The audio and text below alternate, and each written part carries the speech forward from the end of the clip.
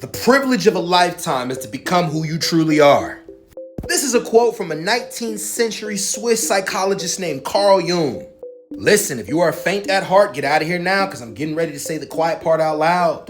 And as we go along in this video, it's going to tell you something about yourself that can help you in your life to figure out who you truly are and what you're really searching for in this life. The one thing that every human being is searching for is understanding and meaning of self. And Carl Jung definitely found an example, an answer that can help people find who they really are. So if you're searching for that, stay tuned. Carl Jung believed that we as humans were not being our authentic selves. He believed that we were hiding something about ourselves deep down inside, and this he called the shadow side of our personalities. The shadow side was something that we suppressed because we knew it wouldn't be accepted in society. We hid it about ourselves because we understood that if we let other people know these kind of things about ourselves, they may judge us differently.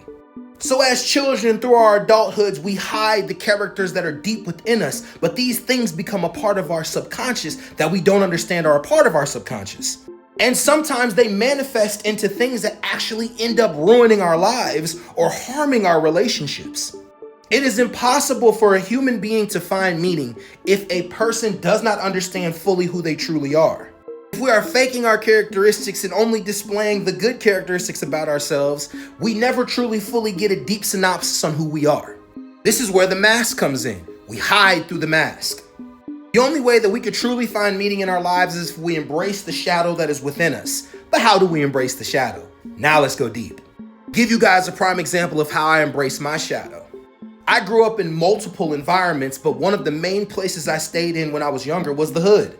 If anybody has grown up in the hood, you understand what the hood does to you mentally.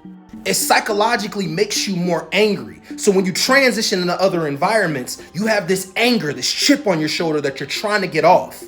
Now, granted, everyone doesn't get that from the hood, but that's what I got from the hood. And most people who live there do get that from the hood, but it's neither here nor there. This chip that I had on my shoulder manifested itself in how confrontational I was when it came to everybody that I communicated with.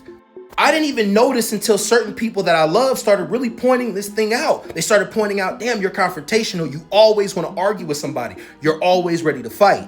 This is a shadow side of my personality, even though people may not think, some people may think this is a good thing, to be confrontational, but it's not fully to be confrontational because you burn bridges and harm relationships in your lives without even realizing you're doing it. But it was a manifestation of what I was subjected to when I was younger and didn't notice that I was subjected to it. How I dealt with it was realizing that everything doesn't have to be confrontational. Sometimes just sit down, listen, and observe a situation. Now for you, what did you suppress in your childhood? What do you notice about yourself that you yourself are not truly being honest with yourself about? Do you have a spending problem? Do you hop into relationships way too fast without observing the other person? Do you have mommy and daddy issues? Are you obsessed with power and obtaining power or money or influence or something? Do you have a learning curve? Is it hard for you to learn when you're listening to other people talk? All these things are ways to dive deep into understanding what your shadow is.